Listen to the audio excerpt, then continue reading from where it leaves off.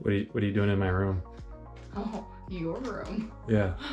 Last time I checked, you're living with us. Well, you know I have to pack, so are you gonna watch me pack? Yeah, because I got nothing else to do. Yeah, I guess when you're bored on a Monday night, that's what people do, just crutching it up. Party! And for all of you guys who don't know, my sister just had a surgery for her second time on her hip, so if you're wondering why she's got crutches, it's not a fashion statement at this point, it's functional. Very functional. How many more weeks do you have before you're full weight bearing on those? Like another week to 2. Oh goodness, 1 or 2 more weeks. Well, you'll get at it. I know. All right, meantime, time to pack, right? Time to pack. Let's do it. Pack time.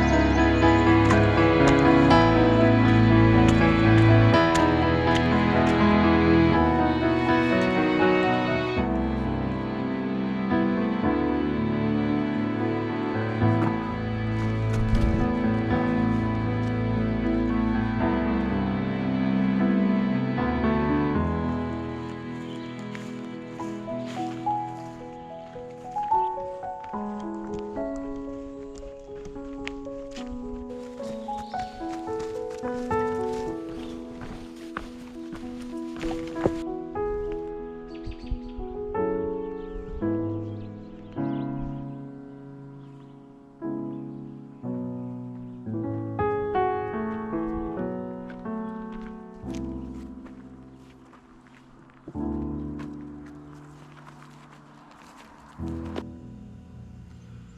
everybody.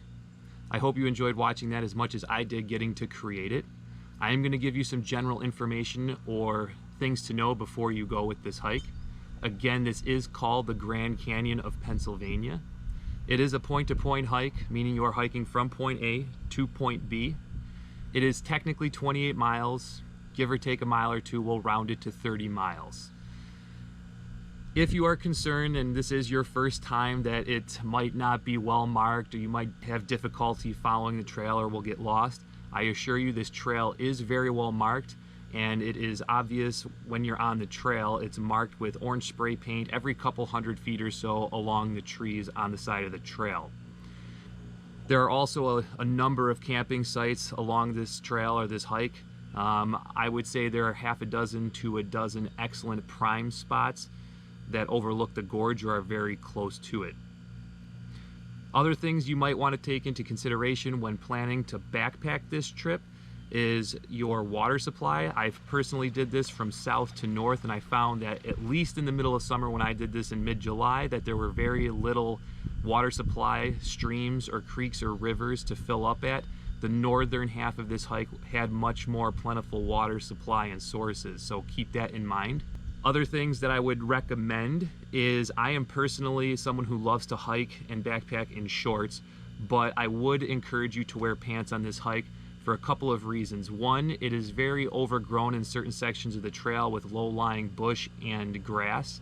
And two, this is the East Coast, so ticks and bugs are prevalent along with Lyme disease, so plan accordingly for that.